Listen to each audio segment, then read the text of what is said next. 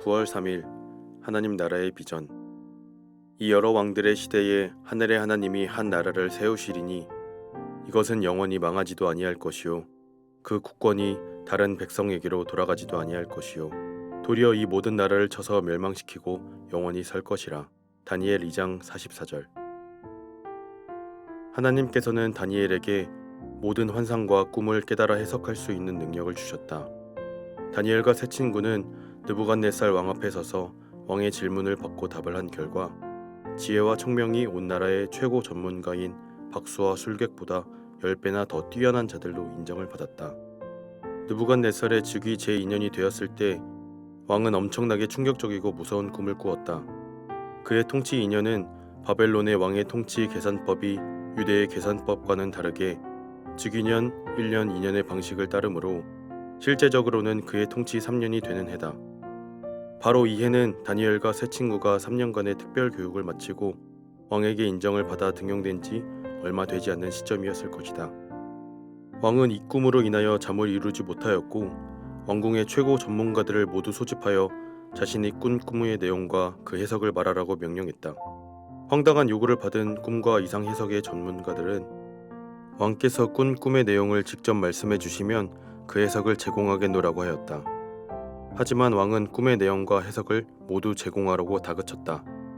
왕은 만일 그렇게 하지 못하면 그들 모두를 죽이고 그들의 집을 거름더미로 삼을 것이라고 협박했다. 그래도 그들은 여전히 왕에게 꿈의 내용을 말씀해 주시면 해석을 제공하겠다고 간청하였다. 왕은 시간을 끌지 말고 자신이 요구하는 것을 내놓으라고 독촉했다. 그러자 그들은 왕이 그들에게 요구하는 것은 신들 외에는 보일 자가 없다고 말했다. 왕은 그들의 말에 분노하여 바벨론의 모든 꿈 해석 전문가들을 다 죽이라고 명령했다. 이에 따라 그들만이 아니라 다니엘과 그의 친구들도 죽을 운명에 처하게 됐다. 이러한 급박한 상황에 다니엘은 왕의 근위대장 아리옥에게 아주 지혜롭고 슬기롭게 접근하여 왕의 요구에 답할 시간을 왕으로부터 직접 얻었다. 다니엘과 세 친구들이 함께 기도한 결과 하나님께서는 왕의 꿈과 해석을 그들에게 알려주셨다. 다니엘은 아리옥을 찾아가서 바벨론의 꿈 전문가들을 죽이는 일을 중단하고 자신을 왕께 인도하라고 말했다. 왕 앞으로 인도받은 다니엘은 왕이 바벨론의 꿈 전문가들에게 요구했던 바로 그 꿈의 내용과 해석을 거침없이 말했다. 다니엘은 먼저 왕에게 꿈의 내용을 말했다. 이어서 그 꿈에 대한 탁월한 해석을 내놓았다. 꿈의 해석에는 세 가지 핵심이 있었다. 첫째는 세상의 여러 왕들 가운데 바벨론 왕은 왕의 왕이며 그의 나라는 가장 큰 나라라는 것이다. 둘째는 그럼에도 불구하고 왕의 나라는 영원하지 못하며 왕의 나라보다 못한 나라들이 계속 일어날 것이라는 것이다.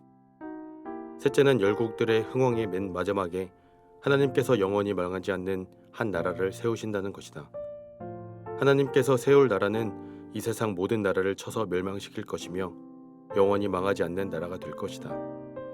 만일 느부갓네살이 이 마지막 말에 귀를 기울여 집중했다면 이것을 빌미로 얼마든지 다니엘을 죽일 수도 있었다.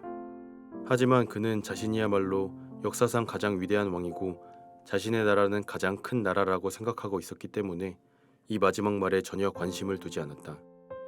사실 그는 그렇게 되리라고 믿지도 않았다.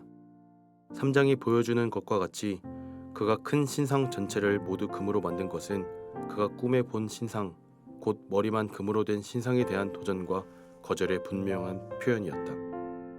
그는 자기 나라가 지금만 큰 나라가 아니라 영원히 큰 나라가 되기를 원했다. 그래서 그는 큰 신상의 전부를 금으로 만든 것이었다.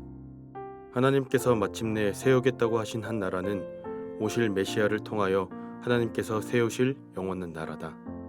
이에 대한 구체적인 내용은 7장에 나온다. 한마디 기도.